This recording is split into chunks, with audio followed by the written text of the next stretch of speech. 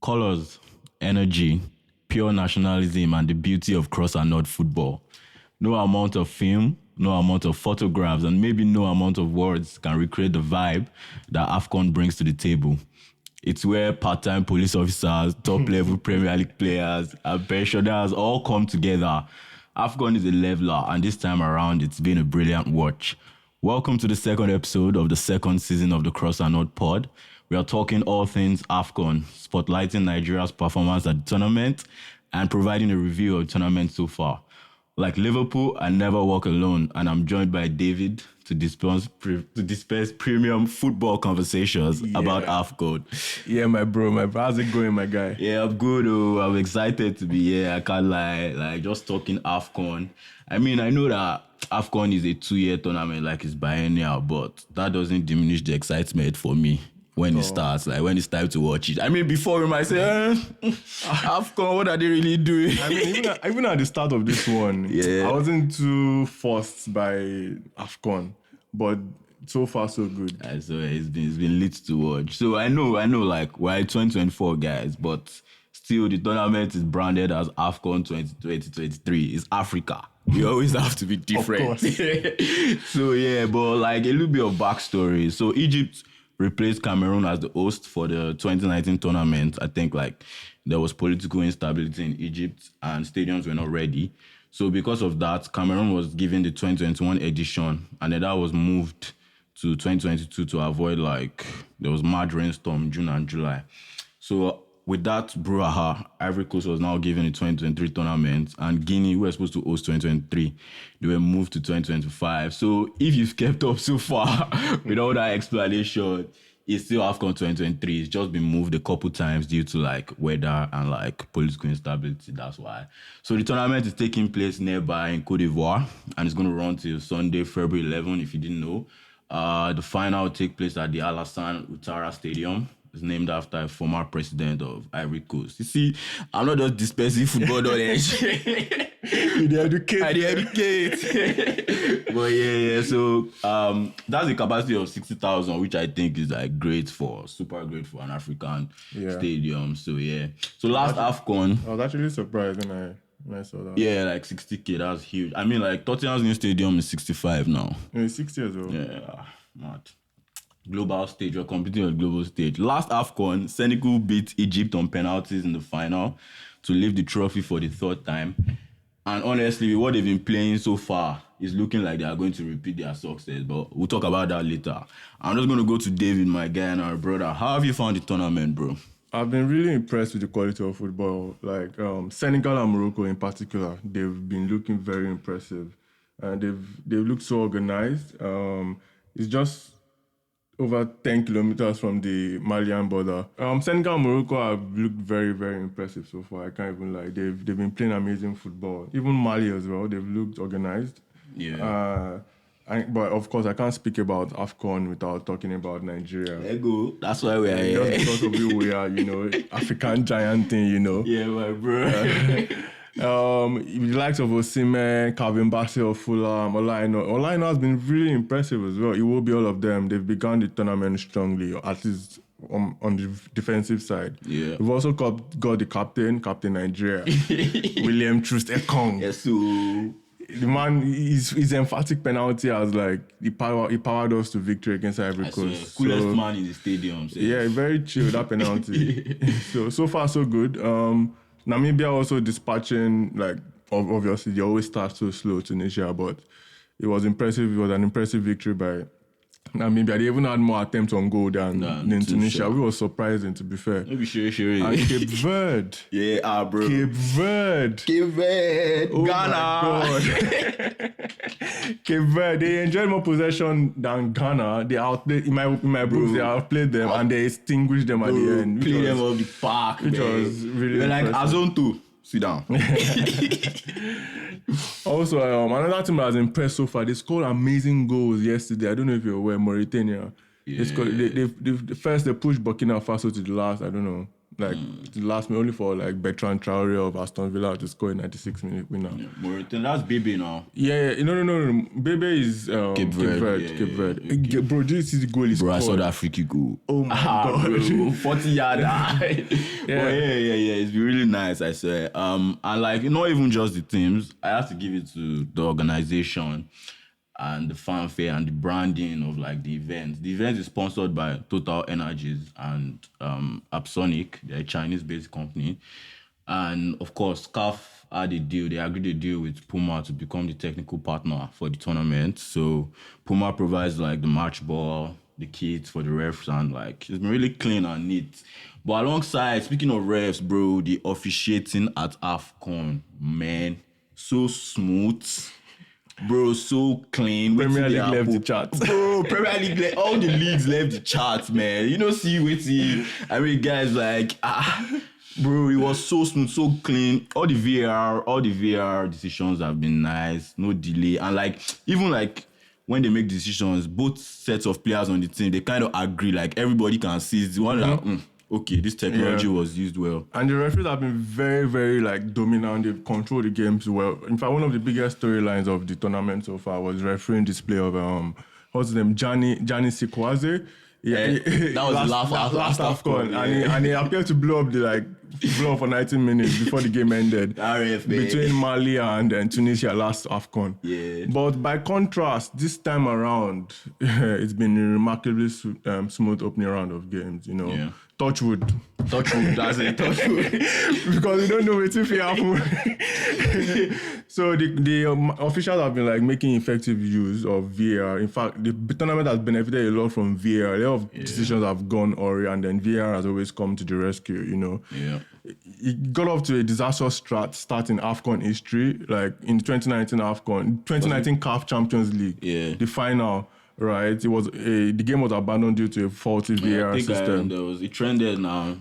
Walk off the pitch because the VAR wasn't working well or something. Yeah, so it was a miserable start. I think then the president of CAF, Ahmad, it was something that really blighted his legacy. But see, the continent has moved forward. 4.5 years later, it's been a completely different story. You know, the referees have been officiating with poise, authority, just like I said earlier.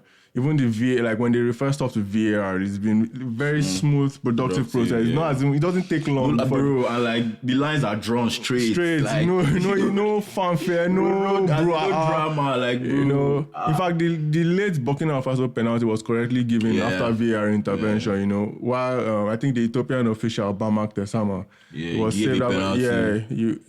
He gave an erroneous. You know everybody's names. This guy. Research. Ogba research. Well, yeah. Nice one. I think nice one. I mean, like, considering the problems the Premier League has in implement, like every other week in the Premier League, we're always having to clarify one VAR decision or the other. Low-key, maybe they even do it to just have more content to produce, but because with the mic up, see, that's another series entirely. That's a solid school of thought. Like, maybe it's just part of the fanfare of the Premier League, the entertainment value. But like, the tournament has been a good watch. And if you didn't know, like, each of the top 2 teams from like 6 groups qualifies for the round of 16, and then the best 4 third-place teams will join them in the round of 16. So, Cape Verde, at the time of recording this, Cape Verde and Senegal have already qualified, and we have 4 points. We've got a victory, we've got a draw, so I feel like Nigeria is next up. Like, yeah, we should. Let's just go directly into our performance so far the tournament. And personally, Dave, like, if I'm being honest, I never really expected Nigeria to win our first game at AFCON. But like, you know how we do our tournaments now. At the end of the day, we always need some prayer, some calculations. I mean, I moved closer to Jesus at some point just for the national team, like, just so if you hear my prayers. So like, and like a combination of against like Equatorial Guinea, inadequate finishing. I'm not going to mention any names from anybody. Mention in names. I'm not going to mention any names. It was finishing. But you also have to give it to like Equatorial Guinea's keeper. Yeah. You know, he also made like a couple of saves. I was the man of the match. Yeah, it was man of the match. Yeah, exactly. So he pulled off like several fine stops, and you know, because of that, we were not able to win that game. But I mean, we got a draw from that, and put us in the best position to face Ivory Coast, you know? Yeah, to be fair, I wasn't quite sure what to expect from that game. I just wanted Nigeria to win, you know. Our strength in depth up front is alarming. Live, it's on frightening, paper. to be fair. On paper, that's a nobody, very, very strong team. We've got Osimhen, we've got Chukwueze, we've got Ademola Lookman. Yeah. Like, there are so many of them. Iwobi, We've got Onuachu, there's Iwobi. Senior man, Kels. Wait, Iheanacho hasn't even played. Yeah, go ahead, play. Oshi, they load. They fridge. Fair. So the coach, he can strike the right balance between defense and attack. And I think so far he has been more focused on the defensive side of things. But, I mean, we still have the tournament to go. As long as we can stay solid, keep winning, keep grinding out those wins. I mean, like, history is on our side now. That thing we were talking about before we started recording. Like, and like as we have said, anytime Nigeria, Equatorial Guinea, and Ivory Coast have been in the same group, they've always qualified for the next round. Same group with the hosts. Like, with the hosts. So history. History is on our side. We should definitely qualify from this group quite easily, to be fair, because our last game against Guinea-Bissau should be a breeze. Bro, I need Osimhen to start spad, like 3 goals, join out. Hopefully. And like, I knew we were going to come up big versus Ivory Coast. Like, I think in the group chat, like me and you and Elemo Shaw is not here with us too. You know, we're quite vocal. So we're supposed to beat Ivory Coast now. Caesar isn't here with us, but I need everybody to know, let it go on record that Caesar said we're going to lose against Ivory Coast. Like, man even said we're not going to qualify from the group stage of the AFCON. So, in case you see him celebrating Super Eagles, go shout out, it's not one of us. So my brother, he's not one of us. We aimed for the win and we got it too, you know. What a game it was as well. If you're the type that likes strong defensive performances, we definitely delivered. Maybe there wasn't much to cheer in terms of like, build-up play, triangles, all those sort of things. But you could see the way the both teams played that, like, there was a lot to lose, and I was very impressed with the state of Nigeria's defensive play. Even overall, the team spirit was amazing. Our boys, they stood up, and kudos to them. Yeah, they were standing on business. No grief for anybody. I mean, like, everybody played with spirit, and that's what I really like. And even when, like, people made mistakes, like, everybody was quick to, like, cheer up and clap for them. Like, okay, let's get this. And so, looking at we've played 2 matches now. What do you think our best players at the time? We can't really look past a line now, to be fair. Like, man has literally been a rock at the back. He tried that right-hand side. The way he always very steady. Trousers. He plays with a supreme confidence. Even when he's asked to go forward, you know, he has shown a lot of flashes of brilliance. And I'm sure he'll get a couple of assists before the tournament. Maybe even a goal very pretty soon. He defended very well against Fofana against Ivory Coast, and he made long busting runs up and down that right-hand side. If Chukwueze had been a little bit less selfish, it's possible that Olaino would have even scored in that game, you know what I mean? So, and towards the end, when the Super Eagles goes in there to stay tight and in there to keep the Ivorians at bay, you know, he was always available to make those tackles. Him and what's his name? Calvin Bassey as well.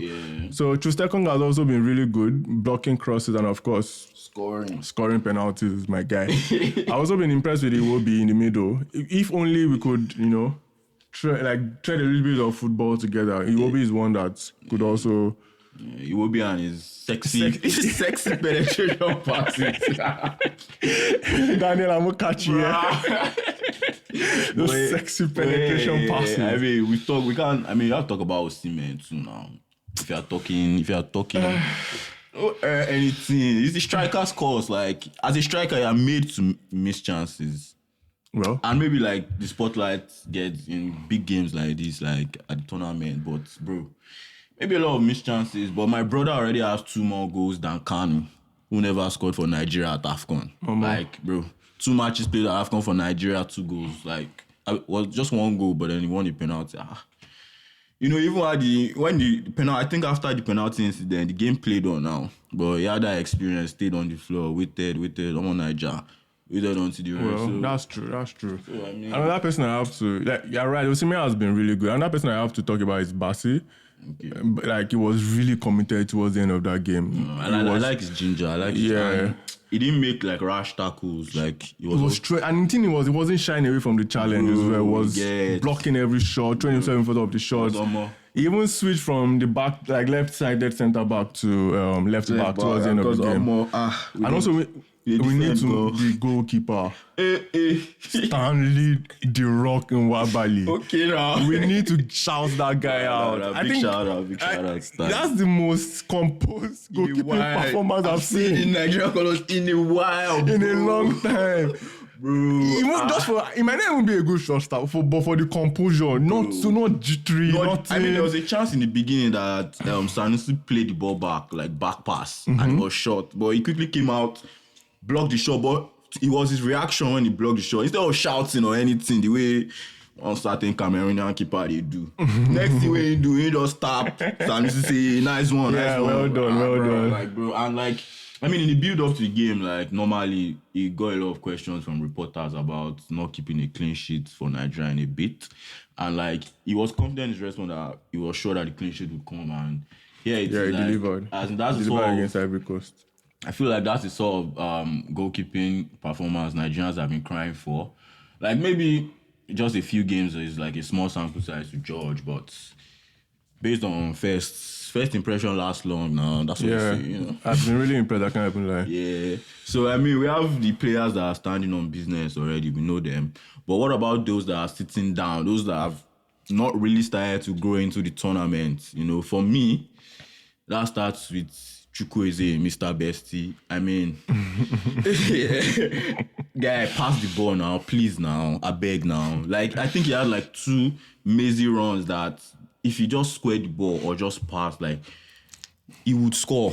Like, if he catch Nato for La Liga now, man, we turn to prime Robin, cutting, slashing, casting and binding. But yeah, I mean, I know, like... AFCON is a different game. Bro, AFCON is a leveler. I mean, I know, I feel like I can see what he brings to the table. I just need it to manifest for me. Another person that needs to step up actually is Frank Onyeka. I think he needs to get more involved in the play, you know, especially with the build-up. We played through the flanks a lot, and that's caused, like, our midfield is not firing. Maybe because Ndidi is not there. Yeah, like, bro. But it's just not the same. Another person as well is Ademola Lookman. He rushed into the final. He has done a lot of selfish play at times, and I can't wait for these guys to just, you know, level it up, join the rest of the team. Bro, please, Lookman has not impressed me himself in Nigerian colours yet. For me, he has not yet impressed me. But I feel like these players, they'll get there. It's a long tournament now, and if we're going to qualify, we still have probably at least 3 more games to go. So there's plenty of time. Of course, our coach too is already dancing. You saw that video. As in, that video does vex me low-key. We never even do anything. Now. We just won our first game by the skin of our teeth. Please now. Please now, because it gets some kind of things where we go face for that tournament. Exactly, bro. Maybe we no face Senegal, bro. Even Cape Verde, bro. When Cape Verde they play, they're attacking play, but very coordinated. So about outside of Nigeria, I mean, we talk about Nigerian players that have impressed. Outside of the Nigerian team, Mohamed Kudus, you know, has been I mean, I spotlighted him in our previous episode where we talked about breakout stars of the season so far. If you haven't seen that, you should probably check it out. And man has been proving me right. I mean, 2 quality finish out. Like, it's literally dragging Ghana. If not, the banter where I forgive Ghana today. Oof. They don't go give me visa to enter their country again. But yeah. I mean, he scored 2 top quality finishes, and like, you know, I was talking about his technical ability in the last episode, bro. His technical ability is shown again, even on that terrain, as you know how the pitch is and all of that. But pitch is great too. I'm just saying that it's different now. You know, it's different from like Premier League level and all of that. Yeah. So yeah, you know, there's also Emilio Nsue of Equatorial Guinea. Man is showing that age is only just a number. I scored first hat-trick at the tournament. And David, that was impressive. Not just first hat-trick at the tournament, to first hat-trick since... I think 2008. You know your boy, you know. Yeah. I heard the commentator. Yeah. So it was Soufiane Alaoudi that scored it for Morocco back in 2008. So it has been impressive. So another guy that I actually really have to point out is this Guinea-Bissau's goalkeeper, I think he plays in the Belgian league or something like that. No, I think the Belgian second league. Right, he has pulled off like sensational saves. He denied Seko Fofana in the opening game. He pushed his strike onto the band. That was like an amazing save. Another player is Bebe, the Cape Verde. I think it was one of Sir Alex Ferguson's. That whole drama. Yeah. Bro, the quality of goals at AFCON. They've been amazing. Bro, this one, 40 yard. Do you know? You don't chop back with exactly.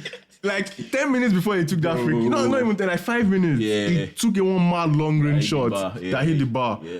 So and like the confidence player. AFCON, he knows AFCON, his ability. And the striker for Algeria, I think he has come up with like 2 goals or so far, and those were quality finishes. So kudos to him. Yeah, kudos to him. But the goals don't win any game for him. They have 2 draws. Algeria have 2 draws so far. I also have to point out this guy, that young player of the tournament, the guy that won the CAF Young Player of 2023, Lamine Camara. Camara. It's been really good. Actually, like winning the ball back, winning possession, being calm and collected on the ball. You know, he's potentially a true all-rounder. I feel like he's the African version of Bellingham. Do you know what I mean? He dribbles forward. You know, I think he's more oriented to like maybe the defensive side more than. Bro, he has been. I mean, that second goal. Those goals, man. Those goals, whipping balls into the box. 21 or so. 20 or 21.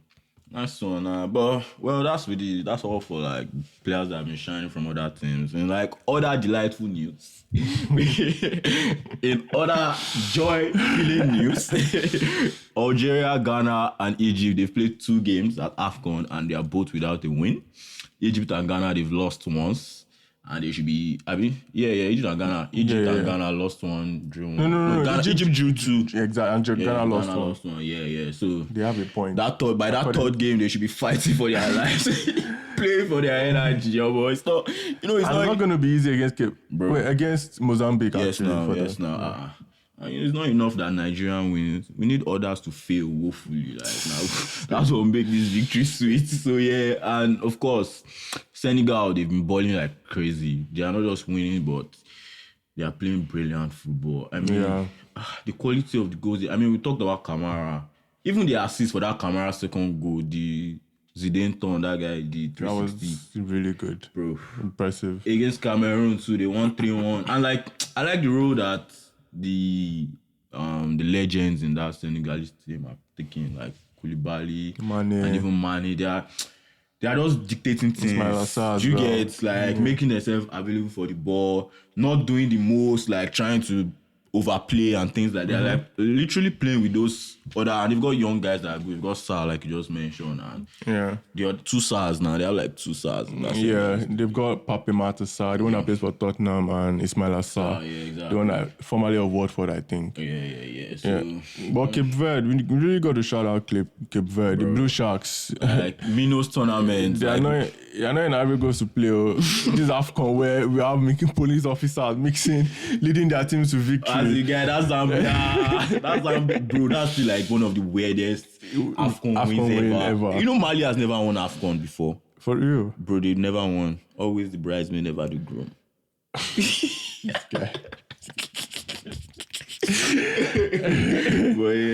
Anyway, back to Cape Verde. They dominated Ghana in that first game, They're also taking part in their second straight AFCON tournament, and their story so far has been remarkable.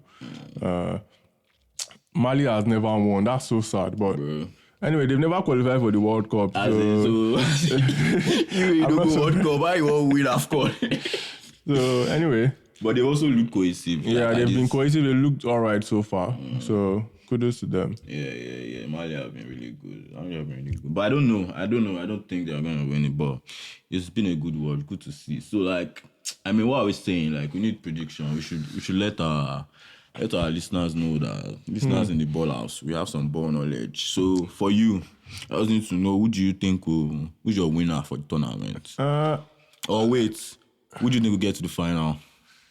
Well, it depends on how the draw pans out for the round of 16, I think. But that, when I mean draw, I mean like the pathway, right? But the 2 teams that I feel like they're cut above the rest so far. In terms of just the quality of their football, Senegal and Morocco, they've been really good. Yeah, shout out Morocco, shout out Ziyech. I see they've been dropping some nice passes, of course. They've been really good.